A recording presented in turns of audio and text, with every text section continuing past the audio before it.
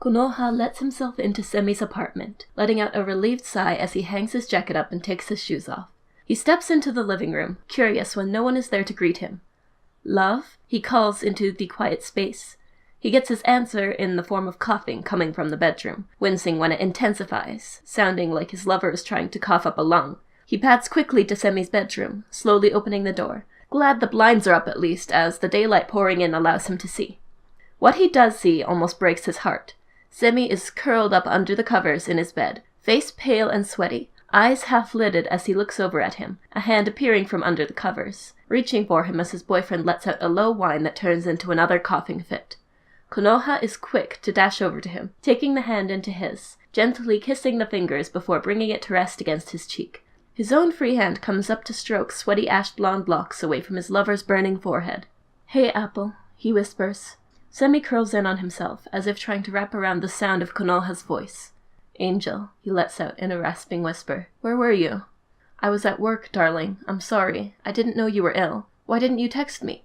Konoha keeps his voice quiet, afraid Semi might have a headache to boot. "Work," Semi mumbles, eyes closed. "Who was on shift?" "It was just me and Terushima." "Terushima," Semi pouts. "I don't like him." "Why not?" "He called you Babe-chan." Semi is somehow still strong enough to drag him into bed with him. "He can't call you Babe-chan. You're my button and only I get to call you nicknames. And they have to be cheesy." "Yes, and you showed him that I'm yours, remember?" Konoha asks as a bright blush floods his cheeks, remembering his first day at work when Terushima had tried flirting with him. Semi had appeared out of nowhere, grabbed him by the waist, and dipped him before kissing him absolutely senseless, leaving him dazed, disoriented, and frankly very much aroused for the remainder of his shift. Semi simply hums in response, cuddling up to him. "Mine," he rasps, nuzzling into Konoha's neck. Konoha lets out a fond chuckle. "Yes, yours. Always yours. Now, come on, let me up. I'll go get you some medicine." Semi only grumbles, coughing some more, turning away and covering his mouth as he does so. "Cuddles," he mumbles once he's done, returning to snuggling his boyfriend. "Love, if you let me up, I'll bring back hot chocolate and we can cuddle all weekend." A hazel eye peeks up at him suspiciously. "Eta, light of my life, at least let me go change. It'll be more comfortable for both of us and I can actually get under the covers with you, and my binder is killing me today." Semi releases him so fast he's not actually convinced he was ever being held in the first place. "Go change." He lets out voice, firm even through the rasp. Konoha goes to get up from the bed, but there's a hand gripping his shirt. "You'll come back, though?" "Yes, I'll always come back to you."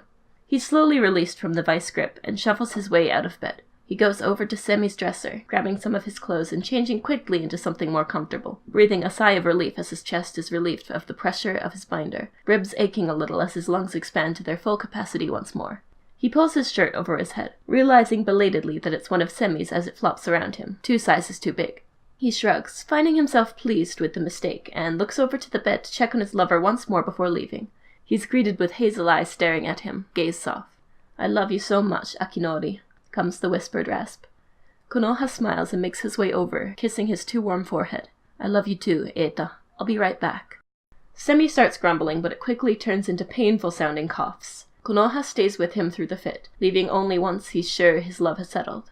Before he makes his way to the kitchen, he makes sure to go into the bathroom to find some cold medicine, taking note that he needs to pick up more hormone tablets from his place. Once he's found what he's looking for, he takes them with him into the kitchen, pulling their little spoon, big spoon mugs out and preparing everything he needs for the world's best hot chocolate, as Semi likes to call it, more familiar in Semi's small apartment than in his own studio. He adds an extra dash of honey to the milk as he gently brings it to the boil, deciding that he'll try feeding his partner later, once the cold medicine has started to take effect and he's hopefully been soothed by hot chocolate and Konoha's presence and will be more inclined to cooperate. He makes his way back into the bedroom, mugs in hand, medicine and small water bottle in the pocket of his sweats, careful to stay as silent as possible in case his boyfriend has fallen asleep. He pads gently into the room, making his way to the bed once again. Placing everything on the bedside table, he crawls in under the covers. The response is immediate, Semi rolling over and clinging to him like a leech. "Missed you," is murmured against his cheek as Semi places a gentle kiss there before nuzzling into his neck, strong arms snaking around his waist to bring them flush together. Konoha lets out a low chuckle, pressing a kiss to ash-blonde locks, bringing a hand to card through them and playing with the tips, convinced they've gotten darker recently. "Missed you too. I love you. I come with hot chocolate and cold medicine." He gets a grumble for his efforts. Comfy, Semi says, rubbing his nose into Konoha's neck where he appears to have elected residence, peppering a few kisses as he goes. Konoha does his best at repressing the shiver the sensation elicits, but his neck has always been a bit of a weak spot. At least take the medicine, please, for me. Semi lets out a raspy groan and abruptly turns his head away as he coughs, the sound making his partner wince in sympathy but is pleased when Semi lethargically lifts himself into a sitting position, hazel eyes blearing and lips in a firm pout. Konoha has to bite his lip to hide his adoring smile. He's not very successful. He hands his lover the medicine and glass of water, quickly scampering away to grab Semi's laptop and climb back into the bed with it, taking the half-empty glass of water back and putting it on the bedside table, grabbing the 2 mugs of hot chocolate and handing one to Semi, who looks at it and grumbles again, even as he sidles up into Konoha's side. I want it to be Big Spoon.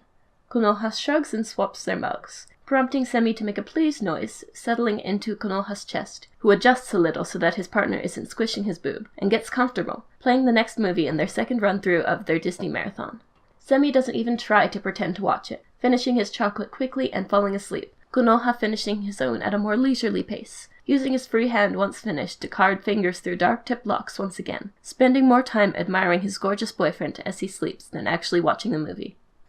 Konoha is woken up by a gentle caress to his cheek, blinking his eyes open slowly to the sight of much livelier Hazel. Hey beautiful, Semi murmurs, voice already less raspy as he rolls over onto Konoha. What's up, love? He mumbles in response, carding his fingers through Semi's hair, pleased to feel that his forehead is at a slightly lower temperature. Instead of answering, Semi simply leans down and bites his earlobe, making Konoha shiver and let out a small groan. Well, you're certainly feeling better, he breathes as Semi hums into his neck. You aren't worried about making me ill, babe? That's not how it works, light of my life. It's probably too late for you anyway. If I'm contagious, I've likely already passed it on to you. And if you do get sick, it means that I get to take care of you and cuddle my cute boyfriend more.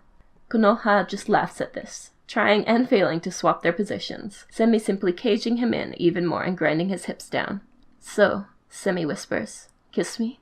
Yes, I'll wait. His words are swallowed by chapped lips as Semi closes the gap.